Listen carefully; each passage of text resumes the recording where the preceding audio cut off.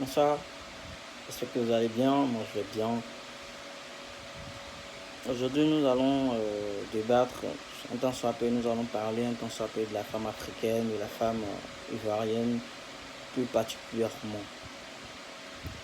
Tu, tu te sens bien, tu te sens bien par exemple avec un Libanais ou un Français ou un Marocain ou un Malgache ou un Indien qui vient par exemple de son pays, qui vient, il s'installe naturellement en Côte d'Ivoire ici en tant qu'un employé.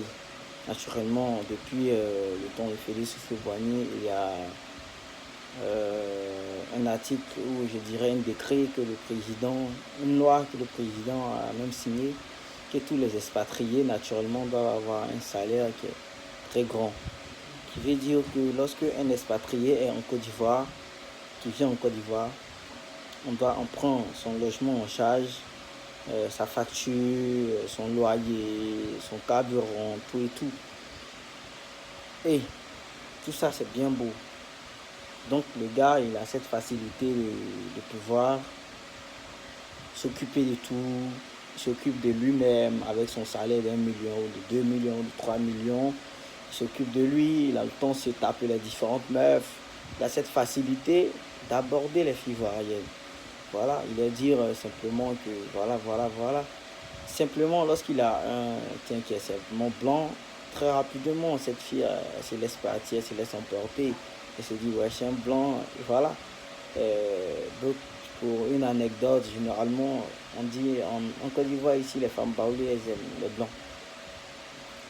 Pourquoi cette compréhension? Juste parce que, ici en Côte d'Ivoire, la majeure, je dirais 80% des filles veulent être avec des personnes qui peuvent s'occuper d'elles. Vous voyez qu'il y a un problème.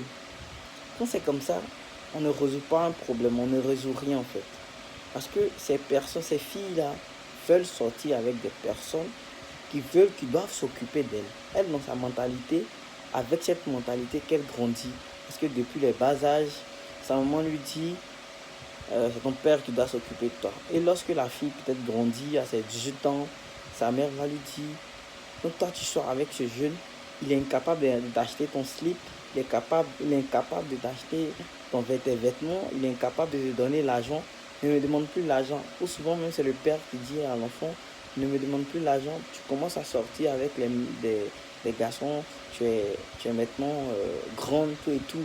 Donc tu peux prendre ton indépendance, tu as cette facilité de sortir avec des gens qui vont pouvoir en griffe te donner de quoi manger. Et donc cette fille, facilement, lorsqu'un expatrié vient la border, rapidement elle accepte.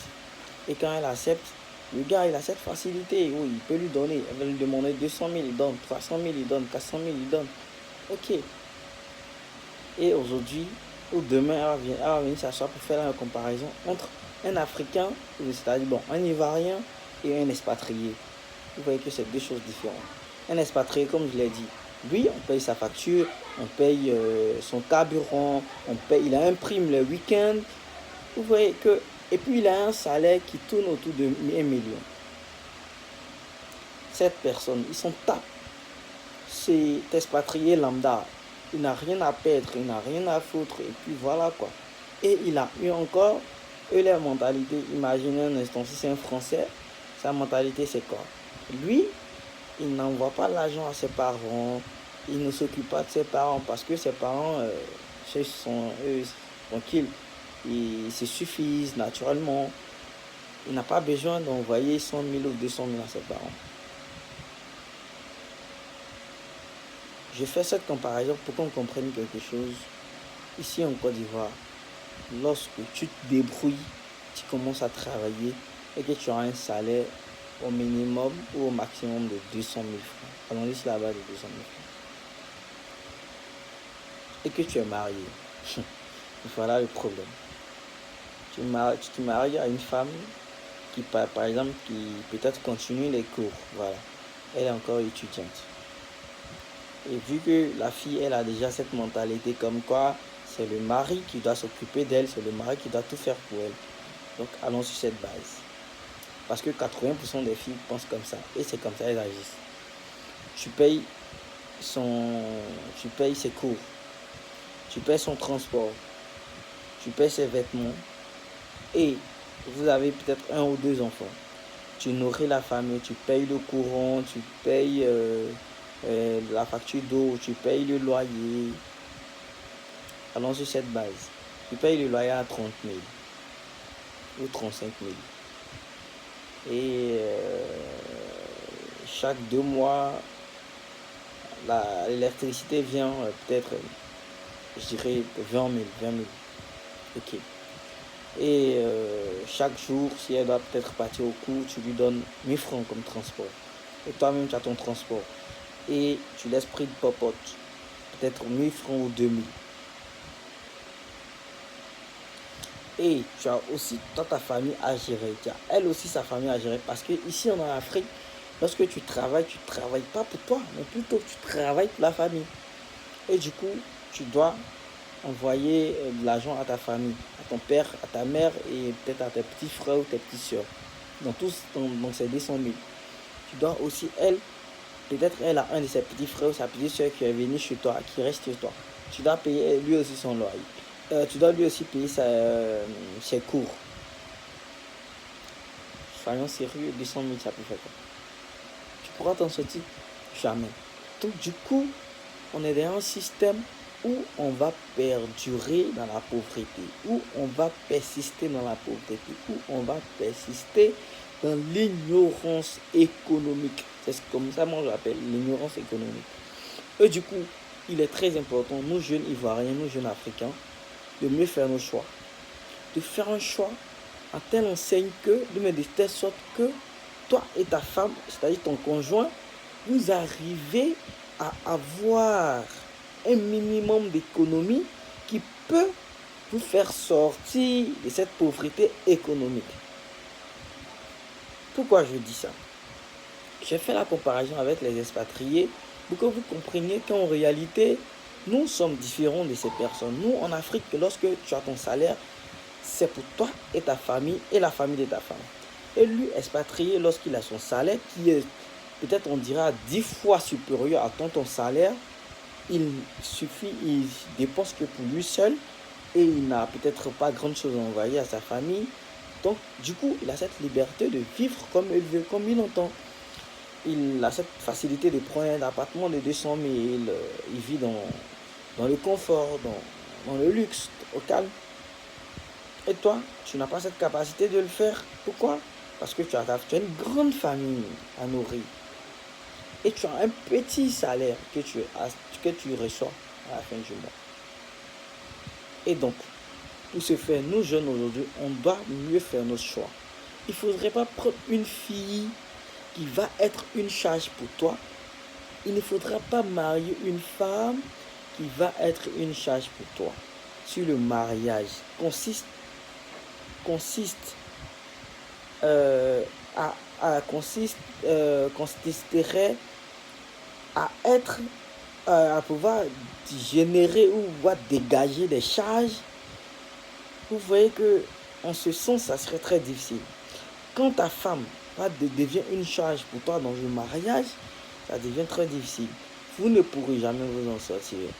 Raison pour laquelle je dis, aujourd'hui, nos jeunes Ivoiriens, nos jeunes intellectuels, pour marier une femme, il faudrait que tu maries une femme qui a un objectif. L'objectif premier, c'est quoi?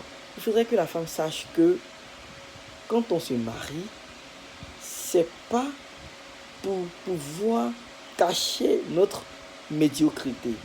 C'est pas pour pouvoir cacher ou bien pour pouvoir juste satisfaire notre libido. L'objectif du mariage est plus grand que tout ça. L'objectif du mariage d'abord est un projet. Tu t'es pas levé un matin pour dire je te marie. Naturellement, tu as fait un planning, tu t'es organisé, tu t'es marié. Et lorsque vous êtes marié, toi et ta femme, vous devez encore faire vos projets. Comment est-ce que dans ce mariage, vous devez être riche? Comment dans ce mariage, vous devez avoir du profit dans ce mariage? Et pour cela, il faudrait que tu aies une femme qui a ses objectifs, une femme qui a cette ambition, une femme qui a cette vision. Je vous prends un exemple. Tu maries une femme, pendant que tu as peut-être un problème de 100 000, elle vient te dire que chérie, le gaz est fini, chérie, la facture est venue, chérie, je dois aller me tresser, chérie, nanani, nanana, je dois aller faire mon shopping, nanani, nanani. Ces gens de femmes, enlevez-les dans vos programmes. Parce que lorsque tu es avec une femme, tu es marié une femme, et que tu es dans les périodes de difficulté, elle, naturellement, doit soustraire, doit regarder qu'est-ce qui est prioritaire. Quand vous êtes marié et qu'il y a un déficit économique, qu'est-ce qui est prioritaire? Est-ce qu'en ce moment, faire les cheveux, faire les shopping, c'est prioritaire? Non. Si elle ne sait pas faire la part des choses, ce qui veut dire que ce n'est pas une femme de vision. Donc, cette femme, il faut l'écarter de ton chemin. Ces jeunes femmes, il faut l'écarter de ton chemin, car cette femme ne pourra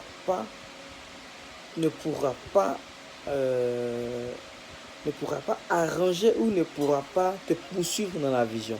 Une femme pareille ne va jamais te faire réussir dans ta vie. Donc pour ce faire, il faudrait qu'avant de se marier, tu essaies d'analyser cette mentalité de la femme. D'autres femmes se diront non, aujourd'hui je vais être libre, je vais avoir mon argent, on va me marier, mais c'est du n'importe quoi. Est-ce que quand tu te maries, c'est un frein à ton épanouissement? Est-ce que quand tu te maries, ça veut dire que tes projets sont limités? Est-ce que quand tu te maries, ça veut dire que tu n'as pas droit à un projet? Est-ce que quand tu te maries, ça veut dire que le projet est carrément bloqué? Je dirais non. Je dirais non. Quand tu es marié, ça ne veut pas dire que tu ne pourras plus travailler, non? Quand tu es marié, ça ne veut pas dire que tu n'auras plus d'avenir, non? Au contraire, quand tu te maries, tu as une bonne vision, tu as comment je dirais, tu es bien vu dans la société parce qu'on dit elle est mariée, tu portes le nom de ton mari, c'est très chic, c'est très intéressant tout ça. Donc chers frères et sœurs, j'ai un message. Chers frères et sœurs, c'est mon cri de cœur. Les femmes, ressaisissez-vous. Nos futures femmes, ressaisissez-vous. Nous vous aimons très bien. Pour ce faire, nous, jeunes d'aujourd'hui, nous avons une vision. Et demain, on veut travailler, on veut avoir notre propre entreprise. On ne veut plus travailler pour les gens. Et pour travailler,